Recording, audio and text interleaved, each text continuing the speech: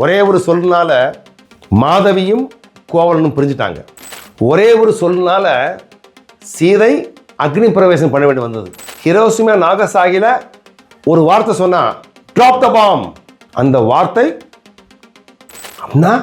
அந்த வார்த்தையினுடைய ஆதிக்கம், வார்த்தையோட பலம் ரொம்ப ஆழமானது. சுபாஷ்டியை பார்க்கும் நேயர்களுக்கு நன்றி, வரவேற்பு.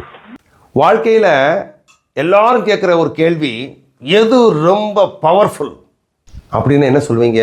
ஆட்டம் பாம், அதுதாங்க ரொம்ப பவர்ஃபுல். உண்மையா? இல்லவே இல்லை, சத்தியமா இல்லை. அதை காட்டிலும் பவர்ஃபுல்லாக இருக்கிற ஒன்னே ஒன்று சொல், வார்த்தை, பார்க்கும் பார்வை, பாடி லாங்குவேஜ். அதுதான் சத்தியங்க.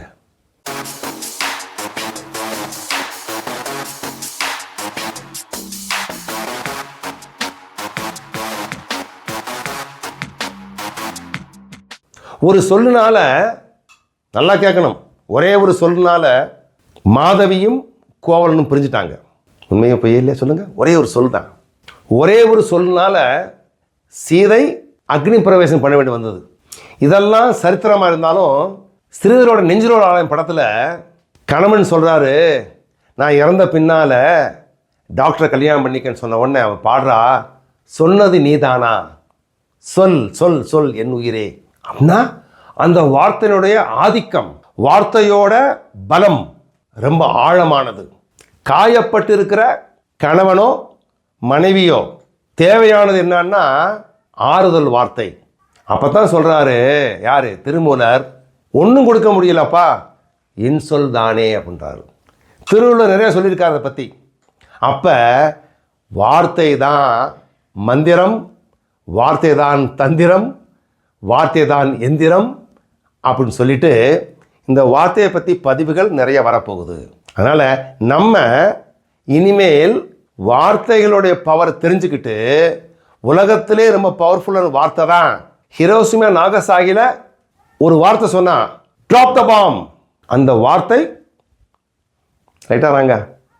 அதே மாதிரி மூணில் இறங்க சொல்லி சொன்ன வார்த்தையை கேட்டவரில் முதல்ல நீல் ஆம்ஸ்ட்ராங், இன்னொருத்தர் கேட்கல.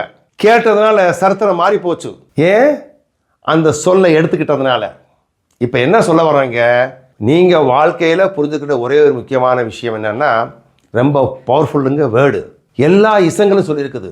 இந்துயிசம், ஜைனிசம், புத்திசம், கிறிஸ்டியானிட்டி, இஸ்லாம் எல்லாமே சொல்கிறாங்க வார்த்தைக்கு தான் பயங்கரமான பவர் இருக்குன்னு சொல்லி. அதனால் இதை யூஸ் பண்ணுறதுக்கான பயங்கரமான டெக்னிக் உங்கள் கையில் இருக்குது. என்ன டெக்னிக்கு? Knowledge and wisdom.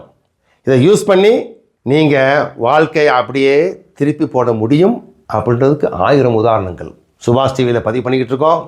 இது பொதுநலனுக்காக கொடுக்கப்பட்ட ஒரு நான் கிளினிக்கல் சைக்காலஜிஸ்டாக என்னோட அனுபவங்களை பகிர்ந்துக்கிற போகிறேன்.